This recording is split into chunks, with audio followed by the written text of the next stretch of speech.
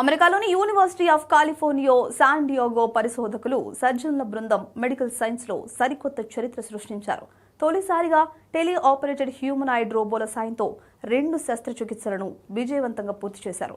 ప్రముఖ అంతర్జాతీయ science journal నేచర్లో దీనికి సంబంధించిన వివరాలు ప్రచురితమయ్యాయి.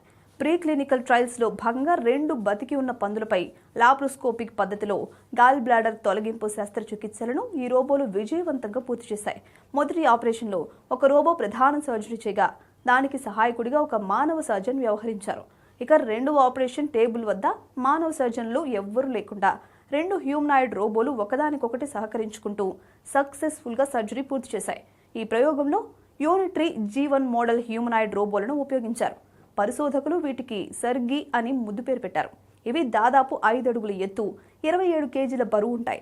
ప్రస్తుతం ఆసుపత్రిలో ఉండే భారీ డావిన్సీ వంటి సర్జికల్ రోబోలలాగా కాకుండా ఈ హ్యూమనాయిడ్ రోబోలు మనుషులు వాడే సాధారణ సర్జికల్ పరికరాలని పట్టుకుని ఆపరేషన్ చేయగలవు.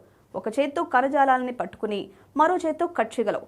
అంటే ఒక సాధారణ సర్జన్ ఎలా 2 చేతులను సమన్వయం చేసుకుంటారో అలాగే ఇవి కూడా పనిచేస్తాయి. ఇక ఇవి సొంతంగా ఆపరేషన్ చేశాయా అంటే లేదనే చెప్పాలి.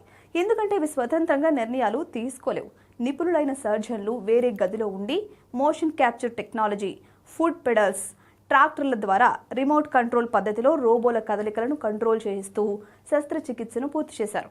అయితే దీని ఉపయోగం ఏంటి అనే ప్రశ్న వస్తోంది కదా. ప్రస్తుతం ఆసుపత్రిలో వాడే రోబోటిక్ సర్జరీ యంత్రాలు చాలా ఖరీదైనవి. అలాగే పరిమాణంలో భారీగా ఉండి ఎక్కువ స్థలాన్ని ఆక్రమిస్తూ ఉంటాయి. కానీ ఈ హ్యూమనాయిడ్ రోబోలు తక్కువ ఖర్చుతో కూడుకున్నవి. ఆపరేషన్ థియేటర్లలో సులువుగా సరిపోతాయి.